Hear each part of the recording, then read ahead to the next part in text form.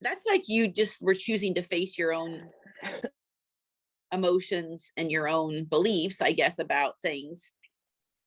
You chose to finally face yourself and not change the circumstance and think that the feelings were going to change because so your partner is potentially changing the circumstance and still avoiding what's really causing the anxiety, the feelings he's having, and For you now himself. for himself, and now you're really doing the hard work, and it's not fun sometimes. I mean, to be accountable to your kind of Self drama, your own fierce. drama. Yes. Yeah, I like that. Accountable for your own drama.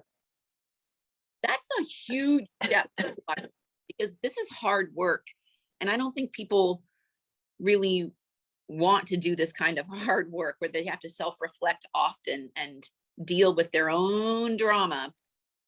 Um, and this is why I like coaches and self-help, positive psychology, affirmation is really only certain people gravitate to that. Mm. There's a culture of it, right? A subculture of people that will gravitate to that because they're the ones that aren't afraid to look at themselves deeply. But most of us the majority of society chooses an addiction, chooses constantly changing the circumstance. So changing jobs, people change, they think their job did them wrong, or, they didn't get what they deserved, or, um, they're not recognized. I see that all the time. And, leadership coaching, people will constantly come to me, make a career shift because it's just not working. And this is such a hard job and it's such a bad place.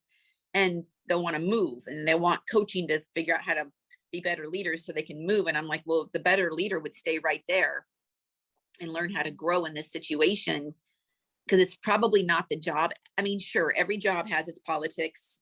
Every job has its people that are not really sophisticated but there's always good people in the job. There's always good things about the job. Your next job will be the same. It'll be filled with just the exact same equation, maybe look a little bit different. And so the best thing for people to do is learn how to sit and be with themselves and work through what they'd like and don't like, because that's what life is. We just work through what we like and don't like all day long. You're going to work through what you like and don't like about your ex-husband all day long, your kid even.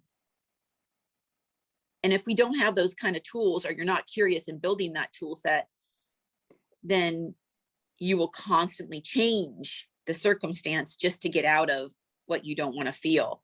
And some people they either change the circumstance or they use a drug, shopping, overeating, whatever it might be, porn.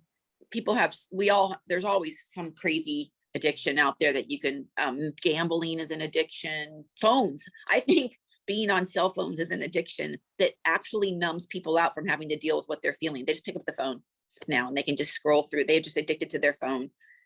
So there's just so many things in our path that will make us avoid looking at ourselves and avoid what we're feeling. And you said it started with anxiety. That's an emotion. You started with your emotion to get yourself to your awareness about your thinking. Every emotion comes from a thought.